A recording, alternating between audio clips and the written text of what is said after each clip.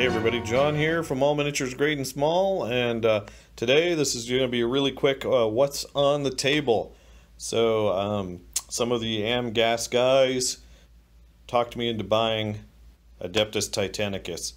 So I went in, Jake and I split the starter box, and I picked up a Reaver, which you probably have seen my review. So they're pretty much done, painted with these two guys, but I just wanted to show what we were working on.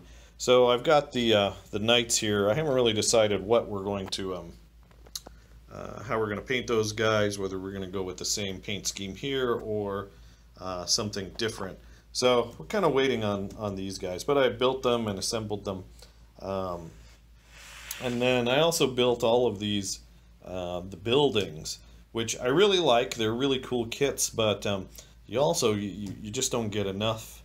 They are really expensive, particularly if you buy the separate boxes, but they just due to the sheer size of the models, and look at that, the details are great. These are completely modular, so you build them however you want, just like a tiny version of the regular 28mm building kits. Some of these you can kind of pop on and off depending on what you do. So I just base coated these, and I'm not sure exactly how I'm going to paint these up just yet. And I like them. They look great, but I think you would need so much more to have an effective battlefield, just because of concealment. We like to have concealment and cover, and you look at that, you compare that to a Warlord Titan, you're really not going to get much cover there. Alright, let's talk about the cool models now. Alright, well, first off I'm going to say I love these models. They are fantastic. They are pricey though. They are expensive. And the good thing is you really don't need that many to make an army.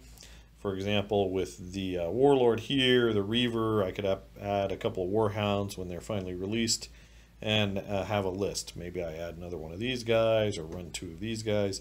But you're really not going to need a giant number of these models on the table. So that means each one you can kind of lavish a little bit more attention on, which I tried to do. I busted out the airbrush for some of the blue.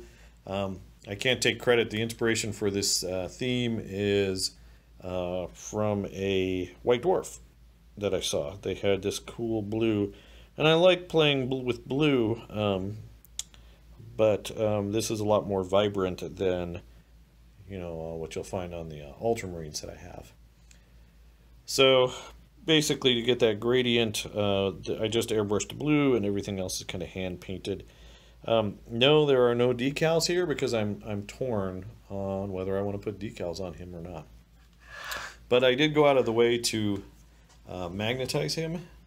This kit is very nice that it had some slots built in for magnets, so you can kind of see there, which makes it real handy. Now you only get the weapons that you see here in the Warlord box, but in the future when they add more, please add more GW, you can hopefully swap these out for different types of weapons. So all of his weapons are magnetized and they came in with slots. Again, this is great. One of these knights is about the size of maybe a Space Marine, a Primaris Space Marine, so you can kind of get an idea of just how big this model is. So that's great. I love the Warhound. I mean the Warlord, sorry. Too many wars.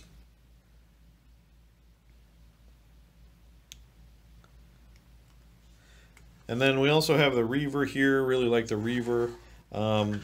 The Reaver came with 3 weapons options, so he's a little bit ahead of the Warlord in that respect.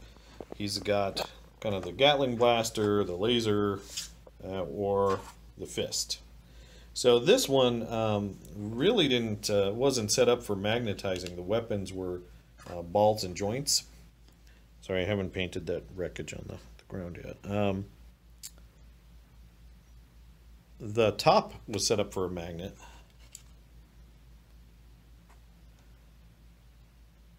And if you want to be cheeky, you can maybe magnetize the fist to punch the warlord in the face. Just being silly.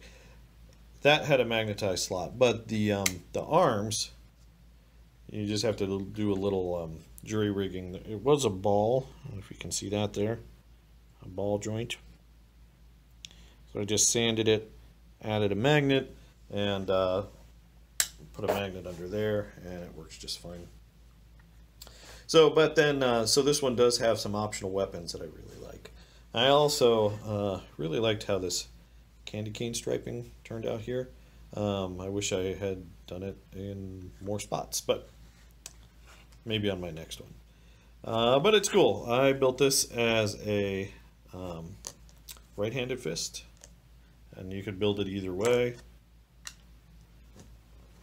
which is kind of cool, and you get an idea of that. So there you go, guys.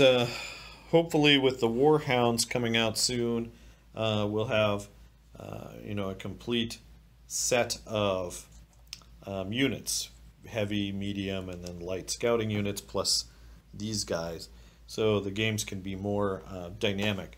So we'll get those out. I know that Jacob and Mark and Jake all have Adeptus Titanicus as well that they're building, or hopefully will be building soon. And then we'll get some games on the channel. So there you go, guys. That's what I'm working on this week, Adeptus Titanicus. As always, thanks for watching. Please check us out at Facebook at All Miniatures Great and Small. You can follow us there, see what we're up to. But as always, thanks for watching. Keep on wargaming.